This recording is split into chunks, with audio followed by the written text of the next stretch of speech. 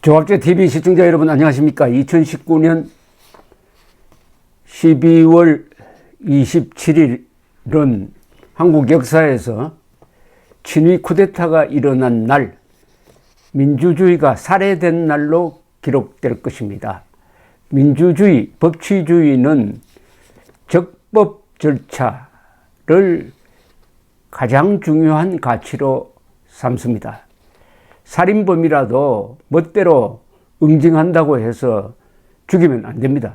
반드시 재판을 거쳐야 합니다. 재판을 거치면서 왜 죽였는지를 알고 선고를 한 다음에 사형을 집행을 하든지 징역을 살려야 하는 것입니다. 이런 프로세스, 영어로 듀 프로세스라고 하는데, 이런 걸 무시하고 어떤 법안을 통과시킨다든지 정책을 결정하면 그게 이제 독재입니다. 그런데 민주주의에서 가장 중요한 것은 선거입니다. 선거의 공정성이 담보되어야 그 정권이 정통성과 정당성을 갖게 되는 것입니다. 그런데 선거는 선거법이 가장 중요합니다. 선거의 룰입니다. 야구에 비교하면 야구 규칙입니다. 야구를 하는 팀은 규칙을 알아야 합니다. 그리고 규칙에 동의한 다음에 게임을 하게 됩니다.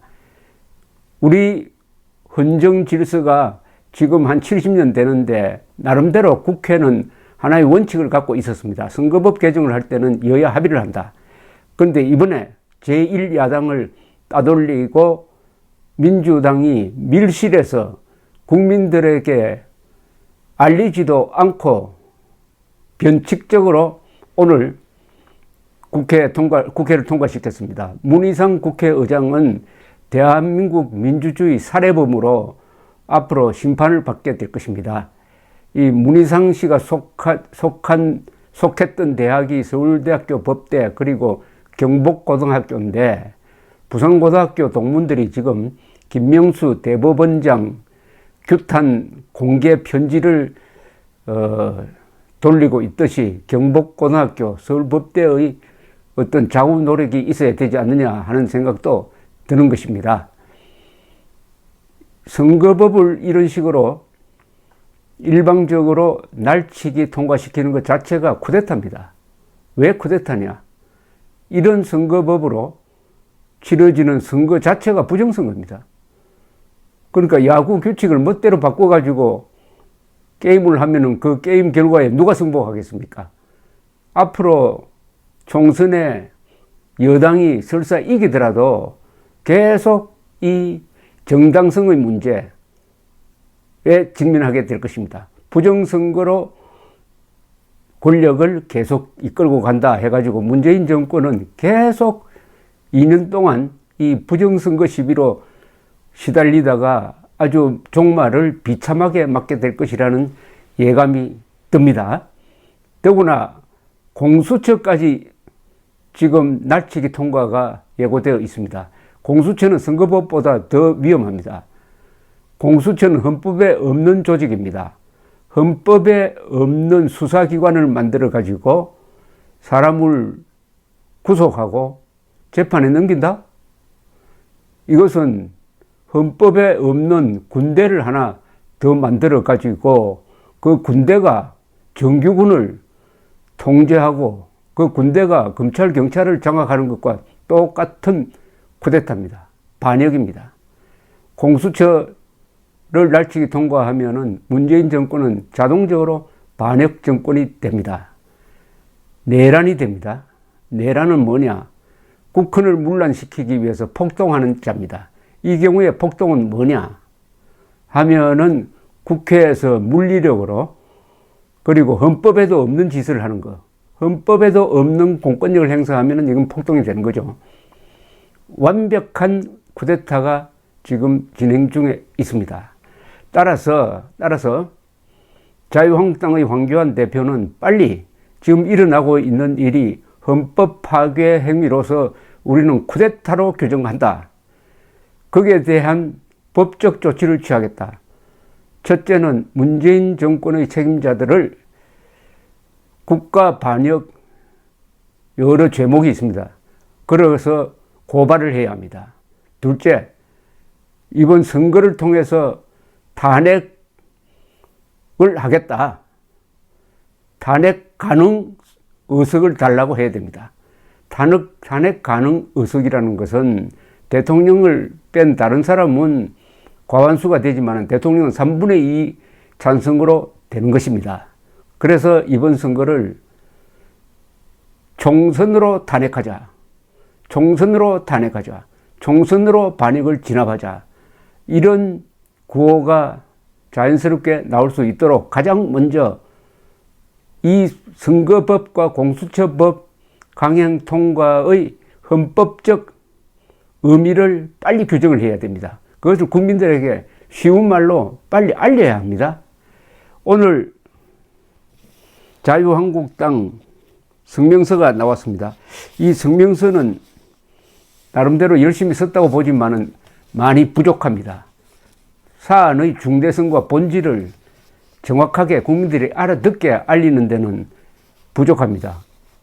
그나마 신속하게 나왔으니까 한번 읽어드리겠습니다. 민주주의를 짓밟은 무도한 문재인 정부 세력은 현명한 국민의 장엄한 심판을 받을 것이다. 결국 문재인 정부가 그토록 원하던 독재의 고속도로가 깔리고 말았다. 오늘로 대한민국의 민주주의는 죽었다. 이 대목에 문법상 문제가 있습니다. 대한민국의 민주주의는 죽었다고요? 그럼 민주주의가 자살했다는 이야기인데, 민주주의는 스스로 죽지 않습니다. 누가 죽여야 합니다. 그러니까 오늘로 대한민국의 민주주의는 살해당했다라고 해야 됩니다. 살해당했다. 그게 정확한 겁니다. 누가 죽였을 거 아닙니까? 뒤에 나옵니다. 누가 죽였는지는. 2019년 12월 27일 문희상 국회의장, 문재인 대통령, 더불어민주당 이해찬 대표, 정의당 심상정 대표, 바른미래당 손학규 대표, 민주평화당 정동영 대표, 대한신당 유성엽 창당준비위원장과 더불어민주당 국회의원 자투리 사당 국회의원들 모두는 대한민국의 민주주의를 짓밟은 파렴치한 정치인으로 역사에 기록될 것이다. 즉 이들이 대한민국 민주주의 살해범이란 이야기입니다. 짓밟음이라는 표현 약합니다. 쿠데타라고 해야 됩니다. 국민의 의사에 정면으로 반하는 반민주 반헌법 친독재 선거제도가 국민의 눈과 귀를 막고 자신들만이 권력과 부를 누리고 세습하려는 자들의 욕심과 탐욕으로 만들어지고 말았다.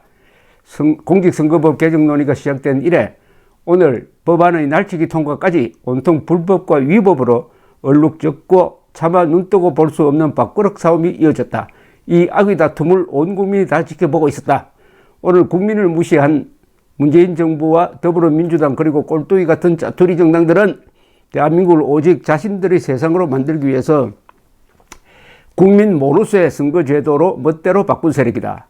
자신들만 강남 살고 자녀 유학 보내면서 서민들은 살던 동네 살고 자녀들은 좋은 학교도 보내지 말라는 세력이다. 채권 비리를 감싸고 불법으로 선거에 개입한 것도 모자라 이제는 게슈타포 공수처까지 만들어서 온 국민을 옥죄겠다는 세력이다. 국민들께서 모두 알고 계신다. 욕심에 눈이 멀어 국민들의 삶을 피폐하게 한 세력들을 이제 현명하신 국민들께서 역사의 죄인들을 단죄하실 것이다. 앞으로 자유한국당은 대한민국 국민의 염원을 담아 의회 민주주의를 짓밟은 무도한 세력과 끝까지 투쟁할 것이다. 그리고 국민과 함께 반드시 승리하겠다. 자유한국당 대변인 김성훈. 이게 좀 난삽합니다.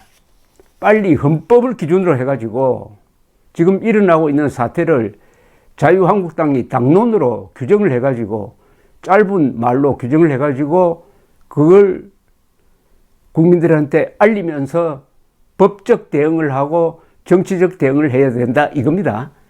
그렇다면은 선택될 용어는 반역, 내란, 이적, 여적 또는 쿠데타 같은 용어가 될 것입니다. 정치적 용어로는 친위 쿠데타입니다. 정권 연장을 위한 헌정 질서 문란 행위를 친위 쿠데타라고 합니다. 황교안 대표는 법률가입니다. 국가보안법 전문가입니다. 그러나 정치적 용어를 써야 합니다. 법률적 용어로서 국민들에게 알리는 게 미흡합니다. 그러나 법률적 뒷받침과 정치적 센스가 있는 말을 하나 만들어 보시기 바랍니다. 대한민국에 불이 났다. 대한민국에 반역이 났다. 국민 모두 일어나 불을 끄자. 반역을 진압하자. 쿠데타가 났다. 쿠데타 세력을 응징하자. 공수처는 쿠데타다. 공수처는 사병 집단이다. 공수처는 무법 집단이다. 무법 조직이다. 공수처는 헌법적 근거가 없으므로 공수처 직원들이 활동할 경우에는 검찰이 현행범으로 체포해야 한다. 등등 이런 말을 쓰려면은 법리적 구성과 그것을 국민들에게 알리는 선전 기술이 따라야 하는데 말이 짧고 쉬워야 합니다.